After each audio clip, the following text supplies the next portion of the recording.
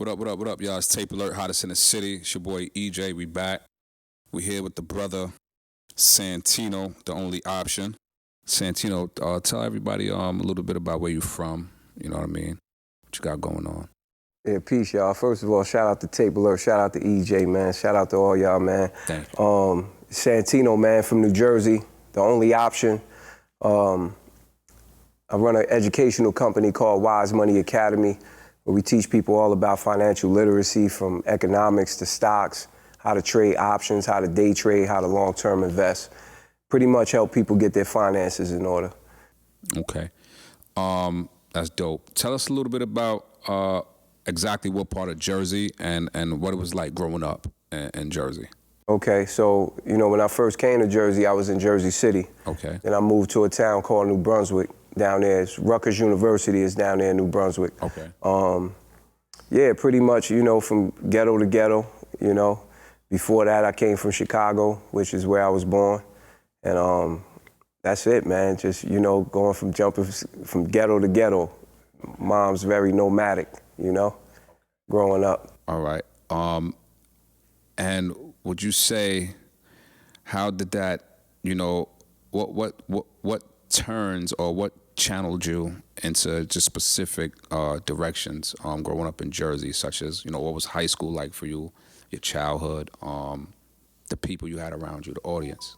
High school for me was brief. I was done with high school in 9th grade.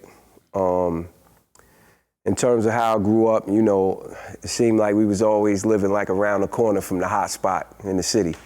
It's like no matter what city I move to, I'm on that. I live somewhere in that vicinity. That's the area where everybody want to be at.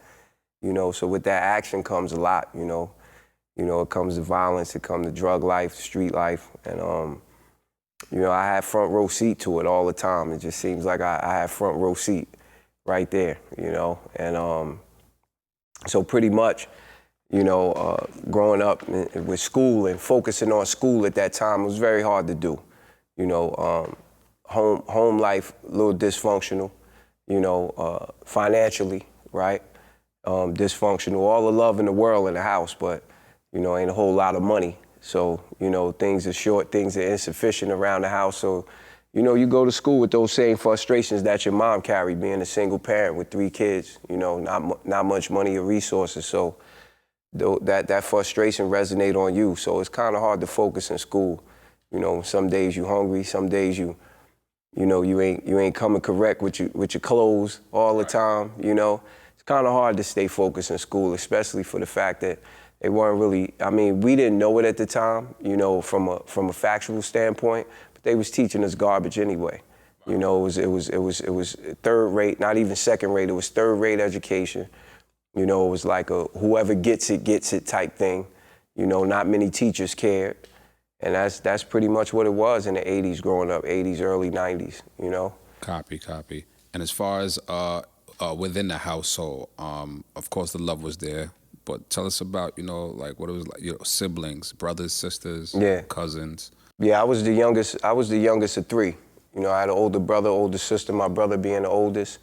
And like I said, moms moved around a lot. When you ain't got much money or resources, that's how it happened. You might be living with somebody, a friend, family. When we first came to Jersey City, we was staying with my aunt. My aunt had like 4 kids of her own. You see what I'm saying? So, it was situations like that. So now we in a 3-bedroom apartment with my aunt. My mom got her 3 kids, she got her 4 kids. It's like 10 people in that joint, And, it's rough, man, and those decisions at that point, like everything has a sense of urgency on it, right? Everything we feel like we supposed to have this. So, which makes it easier for you to be distracted by things that don't matter because your bare minimums ain't in order, right? Your preliminary needs ain't even in order 100%. So it's easier for you to give into the fact that you deserve certain things. You're supposed to have certain things because you may see another family doing a bit better than yours, So that's really what it was. So growing up in that house, sharing my brother clothes and stuff like that, him jumping on me. He find me with his sneakers on I'm outside with my homeboys. Yeah, you know? we all went through that experience. Yeah, you know, him jumping on me like, yo, what you got my new joints on for? You know, if there was some new joints that came in, right, which was every so often, you know, we wasn't getting new clothes that often like that, you know. It became a time when things got much easier, but by that time, you know, I was already intrigued with what I was seeing outside, you know, because it didn't seem like those guys was struggling to have the new pair of sneakers. They wasn't struggling to get the latest clothes, you know. Cars wasn't really a concern, but we seen those too. And I know guys that wasn't too much older than me, you know, not only had a car, my mother ain't had one, but they had a better car than most of my friends' parents. You see what I'm saying? So when you see stuff like that, it intrigues you. You become curious, you know? Right. In terms of you know, being exposed to you know, the life, I don't want to say the life of crime, because it's more so like a survival thing in which led you down, you know, that tough road. Your first experience, you know, coming in contact with the law, and what was your thoughts behind that? How did that, what did you see? You know what I mean? Did you actually think like, all right, there's no excitement, or I still gotta go, I still gotta, you know? Yeah, it was like, the law was always the law. The authority was always known, even as a kid. Like when we seen them, you know, seen them around the way, it wasn't no good feeling. Whether you was a kid committing crimes or not, you already knew that, you know, they would pretty much treat you like that. You know, my first encounter with the law my first bad encounter with the law, let's put it like that, right? Because not all law enforcement is bad. But my first encounter, we happened to be outside of my neighborhood where it was a little nicer at, and me and my homeboy, we was on our way somewhere to go shopping or something like that. Like his mother had gave him some money to go shopping. So at the time, we like 11, 12. So we out at this, you know, in this particular area where I'm from, where it was nice, predominantly, you know, Europeans, whites live out there, nice area. So we out there, we throwing rocks and shit at people's house and shit. You know, because that's where we come from. That's our mentality, right?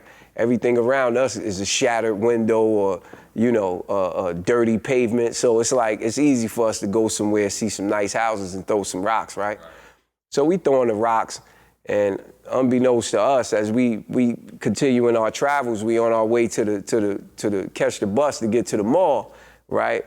And the police roll up on us. But not just any police, it was a detective car. And it was 4 of them in the car. And they jumped out on us. Now, mind you, this area is no crime going on in this area. Like, these are the guys that even though we young, we know who they are. We know who these cops are because we done heard the stories about how they move. So, you know, they jumped out on us, man, and they actually beat us up, man. Beat us up and told us, listen, this ain't Ransom Avenue, which is the worst area in New Brunswick at the time. This ain't Ransom Avenue, man. Stay your ass from up here, we'll kill you. Just like that. We're 11, like I couldn't even imagine my 11-year-old daughter, 12-year-old daughter being talked to by an adult like that, telling them we will kill you. That was my first experience. The first time I ever got arrested, I had just got my first pack from an old head, you know, rest in peace to him, that, you know, a lot of people respected around my way. I had just got my first pack from him. You know, he probably gave me like, if I could remember, he probably gave me like 100 pack of like some 20s or something like that, right? Something I could get $20 a bag for. At the time, I'm 14 years old. You know, this is like, you know, 1992 or whatever, 91. So he gives me, as soon as he gives it to me, I go to stash it and put it up, right? Now, mind you, it's a bunch of guys on the block. Like, he already let everybody know I'm out here for him. He give me the work. I go put the work up in the yard. As soon as I put it up and walk out the yard, the police roll up. Boop. So I'm like, they like, what you doing? I was like, yo, I was using the bathroom, I was taking a piss. They said, all right, we'll stand right here. So they detained me. Man, they went back there and found everybody's stash and was trying and put it on me, bro. They found everybody's stash back there and put it on me. So now I'm 14 years old. I go to the precinct for the first time. They allow my mom to come get me, which is like, you know, damn, my mom got to come down and get me for this. Like, you know, I had been that was actually my first time in a police station. I had been arrested and brought back to my mother's house, you know, for stealing and stuff like that. We used to go to the cow doors and steal a G.I. Joe man. You know, we couldn't afford that stuff, but, you know, it looks colorful in there. So, you know, we in there with our moms. We plot to come back later by ourselves, you know. So that was the first time that I ever caught a charge for anything criminal. It was a cocaine charge. And, you know, you get that badge of honor. I finally get out. A couple people like, yo, how you get out? How you get out? And so you know, he had finally, you know, came up on the Ave and told him, nah, he a stand-up dude, because he had a cousin that was a cop. So his cousin told him the whole thing that went down with me. So he's like, nah, he's a stand-up dude. So everybody on the block like, yeah, Sam, that's what's up, man. So, you know, you start getting that little badge of honor. You get your, you know, you start feeling important, you know, significance, false love. You start feeling all that stuff, you know, it fuels you. So now I need my next pack. This how I was. Oh, I get locked up. My mother could come get me. All right, give me my next pack. So my next pack, you know, 2 years later, I'm about 16, 17 now. And, you know, we had some trouble with some people on the rival side of town. You know how it be. And I happened to be going to go visit some family on that side of town. And, you know, I was going to go hang with my homeboys over there. So I had a gun on me. And I had some weed on me. I was selling weed at the time.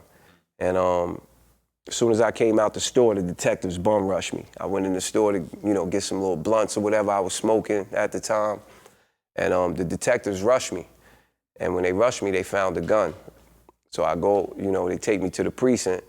So after a while, I know it just seemed like a little bit too much time had elapsed from last time. And I'm like, yo, y'all gonna let me call my mother? They like, nah, not on this one. No mommy on this one. You going to the youth house. So they sent me to the detention center for the first time. And then that's when I really started to think, that's the first time I felt the pain of incarceration. But, you know, after 2 weeks, 3 weeks, you know, you get with your homeboys in there, a couple of your homeboys already been in there. And that feeling, that feeling of anxiety, that feeling of stress, it eventually leaves and you pretty much normalize yourself with that situation. And that was the start of it from there, man. After getting out from there, you know, it was just a life of crime, like you said, after that. Drug dealing and just a bunch of thug knucklehead stuff, man, you know? Definitely deep. So your first long stretch, you know, if you can talk about what case actually you've gone through that made you really sit down, the charge, and made you really sit down and said, you know, I got to go to the law library. There has to be a turning point in my life. What was that? What case was that? Well, that was this last one. That was the one I caught in 2012. Came home 2018, October. That was a federal case. I caught that up in Pittsburgh. They arrested me in a hotel in Pittsburgh with a kilo of heroin. And yeah, from there, I ended up, I never got released from there. I didn't get a bail. And I also had an open pending case in New Jersey. So now, you know, I get caught with the kilo in Pittsburgh. I'm facing life up there. They're telling me 10 to life because of my record, because I did have some priors. And then they're telling me 20 years in New Jersey for what I got caught with. I went up to Pittsburgh because I actually got arrested first in New Jersey. They raided a home where me and a couple homeboys was pretty much running a trap. They raided that home. I bailed out. You know, a couple of my homeboys came and said, yo, you already know we up here in Pittsburgh doing XYZ. So I know I needed to get away from that particular area. So I said, you know, let me go up here and see what it's about. You know, at the same time, you know, I'm doing music, I'm rapping, and call myself funding my rap career with drug money. And what's funny about that, because you asked me, you said the first time I actually realized that I needed to get in the law library and do something. So I kind of got a little bit of audacity to try that on my first sentence, because the federal case was my second time being in adult corrections. The first time I went to state prison in New Jersey for 3 years. I lost trial.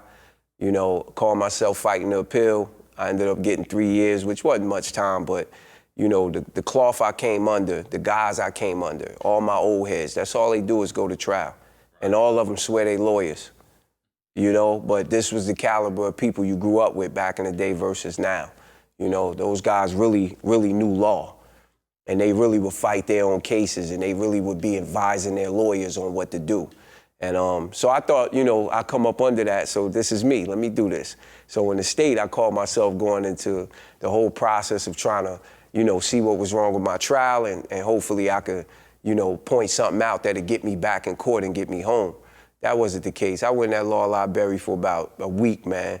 I was like, what am I doing there? This stuff don't work. So I finally, you know, my attorney that I had put an appeal in for me, fell on deaf ears to no avail, like nothing came out of that. So that was the first time, but it wasn't there that I had a mentor. I was about 27 at the time, and he knew I rapped. He was a very wealthy man when he's home. He wasn't into what I was into. He was a businessman that got caught up on some old cold case files, right? So he was mentoring me the whole time about business. This is the first person that had me read the books that helped change the way I think to this day. Although this wasn't the time where I stopped committing crimes and changed my life, a lot of things he said to me at that time stuck with me. I wasn't ready to use it then, but I stepped into it and came into it when the time was right, right? So one of the things he told me is, hey, listen, San, if you go home and rap this time, he said, don't, he was from Israel, bro. He didn't know nothing about like rap, how it worked, how the streets, he only know what I told him. But what he gathered from what I've been telling him since the time we've been together, like maybe 9 months, we were working in the library together, so we talked every day. And it was always about books. And the one thing he told me, he said, listen, when you go home this time, he said, don't try to use the rap money to fund your, don't try to use the drug money to fund your rap career. So I said, what made you say that? So he was like, because I could kind of feel what you're thinking based on what you told me. He said, you can't build something positive on a faulty surface. He told me that. He said, listen, it's going to crumble on you. So obviously it went in one ear and out the other, but remnants of it was remembered when I approached that fork in the road. So the day that the feds got me in that hotel, that was one of the first things I thought about.